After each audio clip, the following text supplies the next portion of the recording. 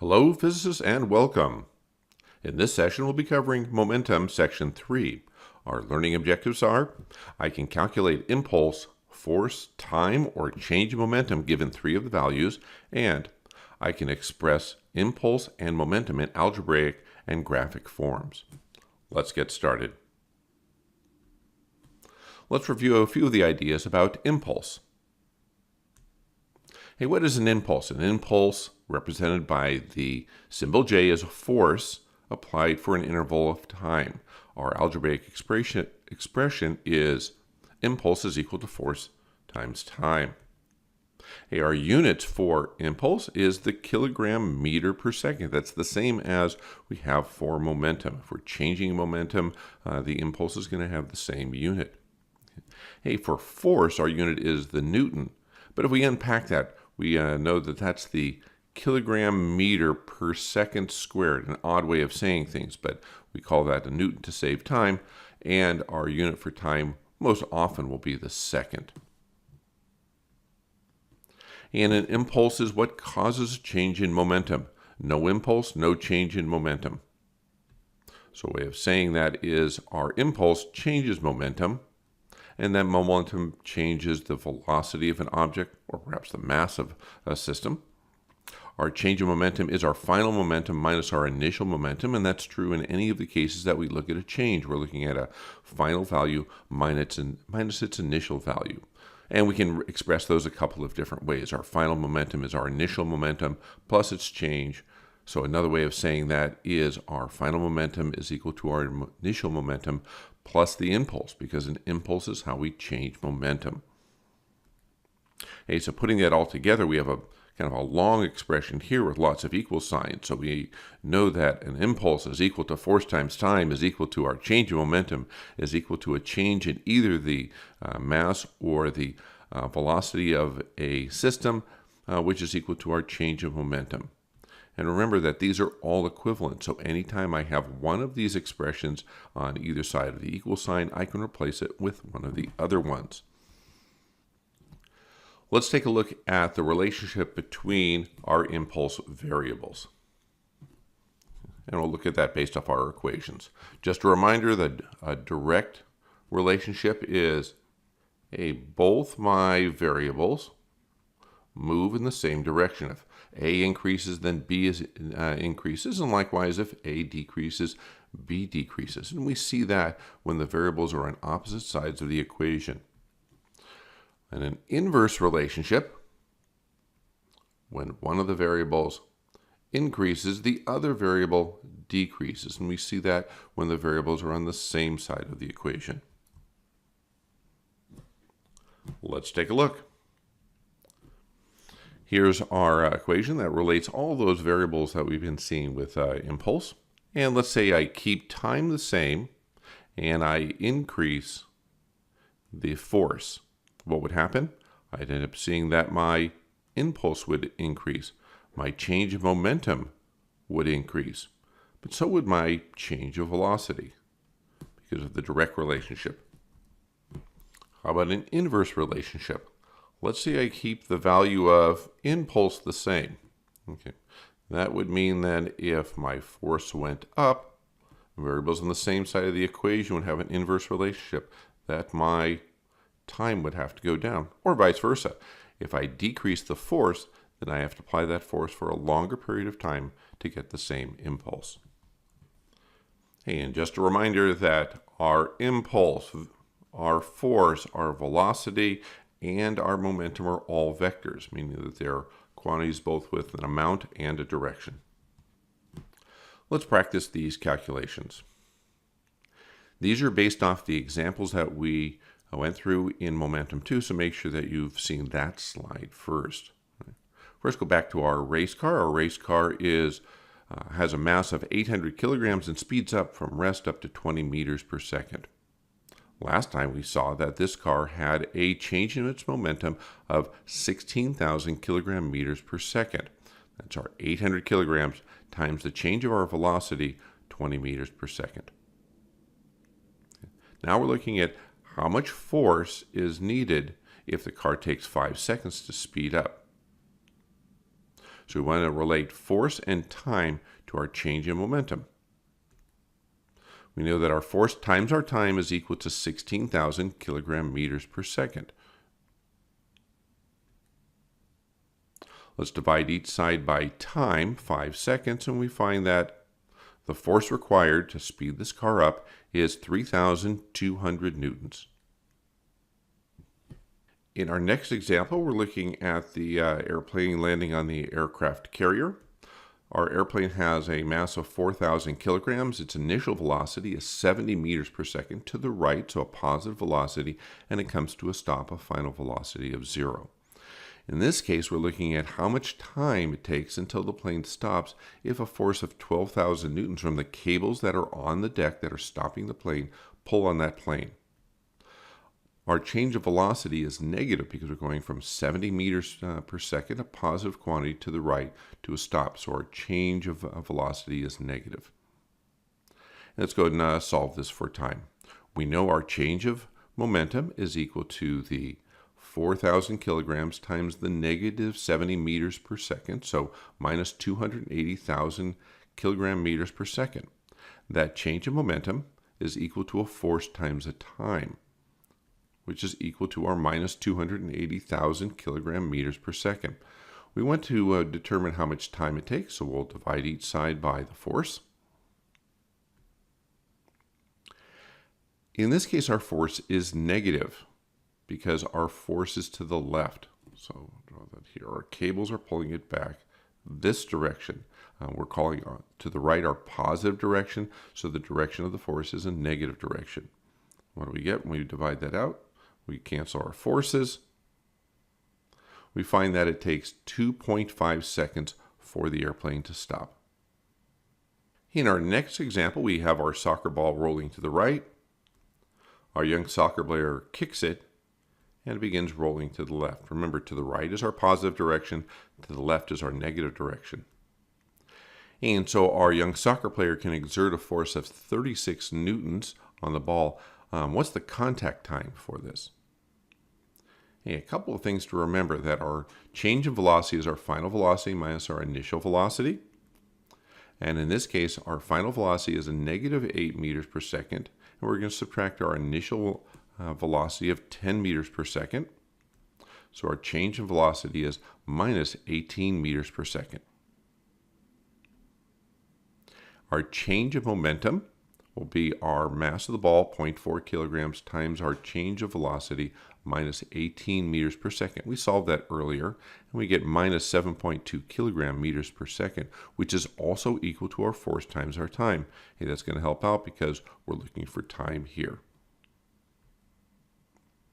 We're going to divide each side by force.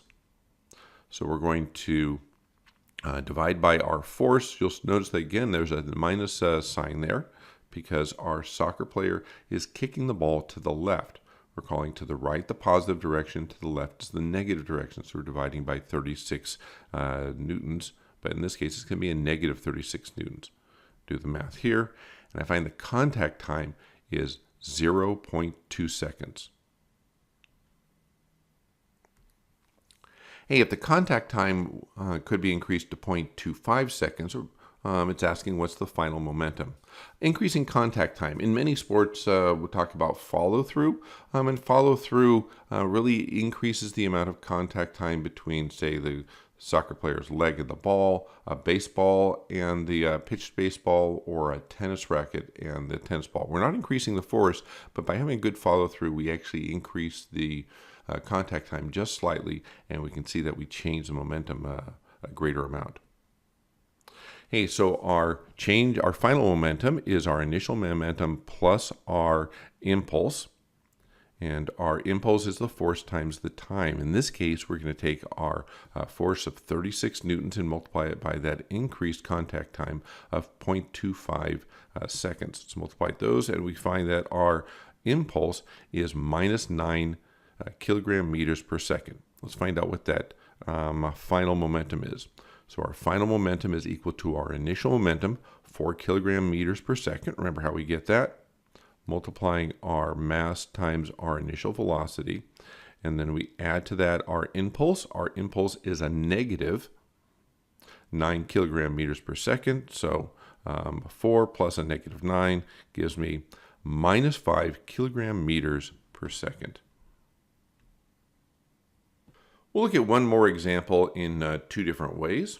First, we'll look at it algebraically. We're going to look at the change of momentum by algebraic equations.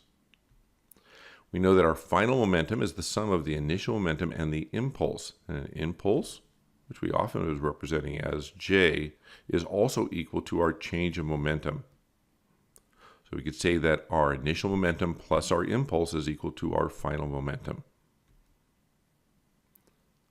Hey, our example, we're going to look at an airplane flying here, and we want to know what the final speed of the airplane is, given a couple of conditions. The first is our initial velocity of 30 meters per second, and a mass of our airplane is 5 kilograms. And we're given an impulse from the engines. We'll apply 50 newtons of force, and they're going to be blasting away for 2 seconds. Let's calculate our initial momentum. Our initial momentum is our 5 kilograms times our 30 meters per second. So is equal to 150 kilogram meters per second. Let's look at our impulse. Our impulse is 50 newtons times 2 seconds is equal to 100 kilogram meters per second. Let's do the math there. So our initial momentum plus our impulse is going to equal our final momentum. So we're looking at our final momentum is our mass times our final velocity. And what we're trying to find is our final velocity. So we have 150 kilogram meters per second plus our 100 kilogram meters per second of impulse. We know that our final momentum is 250 kilogram meters per second, which is equal to our mass times our velocity. What we'll have to do now is divide each side by that mass to get our final velocity. 250 divided by 5 is going to be 50 meters per second. We're going to look at this example again in another form, and that's in a graphic form. I can determine the area of a rectangle by multiplying the height of the rectangle by the base of the rectangle. It looks an awful lot like figuring out momentum, which when we multiply our velocity times our mass. So we're going to do that. We're going to make a rectangle that's going to represent our momentum and make sure that we're including our units. Hey, so remember our plane had an initial mass and velocity, initial mass of 5 kilograms and an initial velocity of 30 meters per second. I'm going to set it up on my graph here. So I'm going to label my horizontal axis, my mass in kilograms, and I'm going to go up to 5 kilograms. So I got to cover at least that. So I'm going to put 1 kilogram per division. Along my vertical axis, I'm going to put the velocity, and I have to get to at least 30 meters per second. So it looks like 10 meters per second would do nicely there. So I can go ahead and graph this. I have my airplane has a mass of 5 kilograms and is traveling 30 meters that whole time. So I can draw in a rectangle here and then fill that in. And the area of that rectangle represents the momentum of the plane.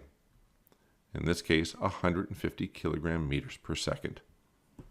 The area of my rectangle is 150 kilogram meters per second, so my initial momentum is 150 kilogram meters per second.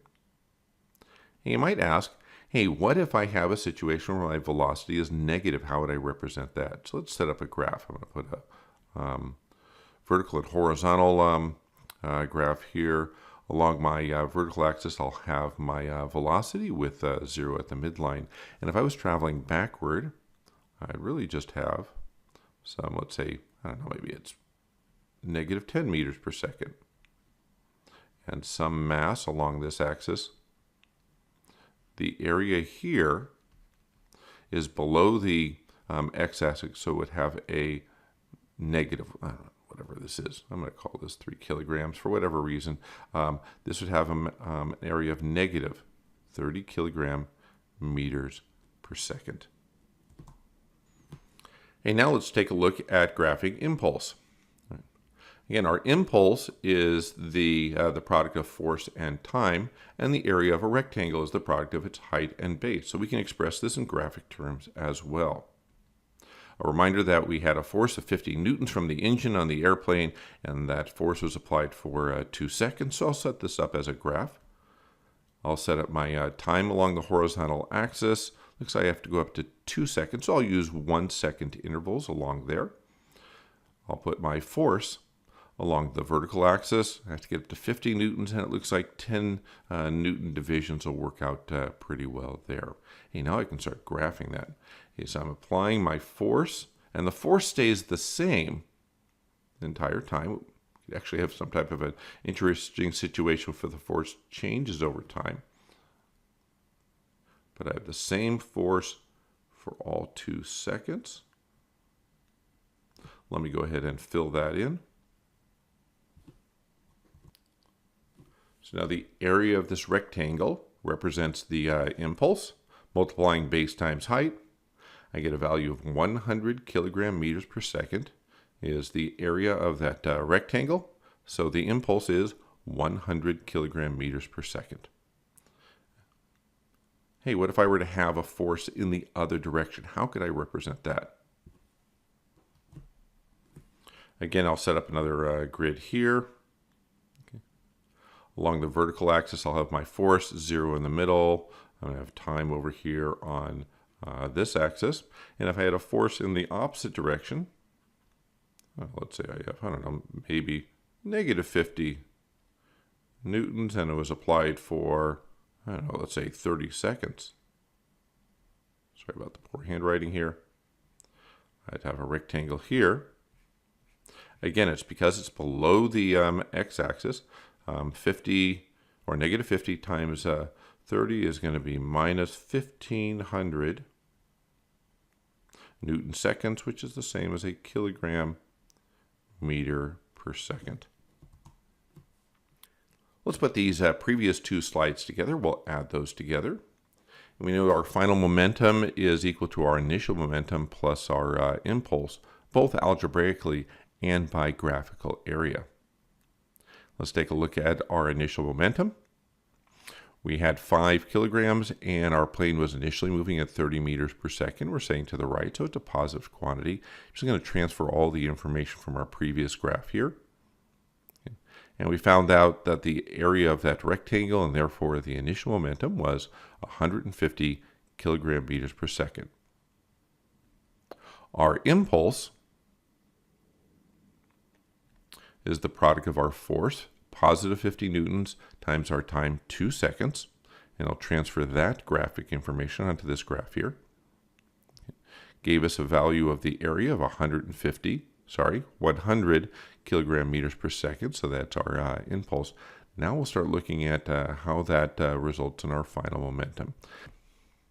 We'll add these 2 areas to determine our final momentum. And our momentum graph, we'll put mass along the horizontal axis, and we'll set up our units the same there. Our velocity along the vertical axis, and we'll put our divisions there.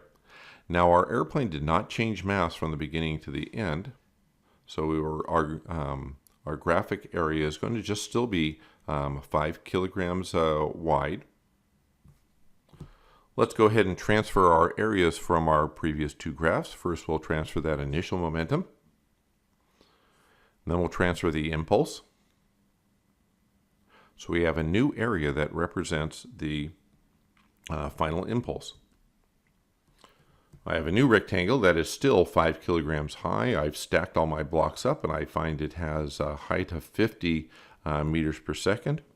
So the area of this is 250 kilogram meters per second. Our plane stayed the same mass, so we find that at the end our plane has a mass of 5 kilograms and a velocity of 50 meters per second.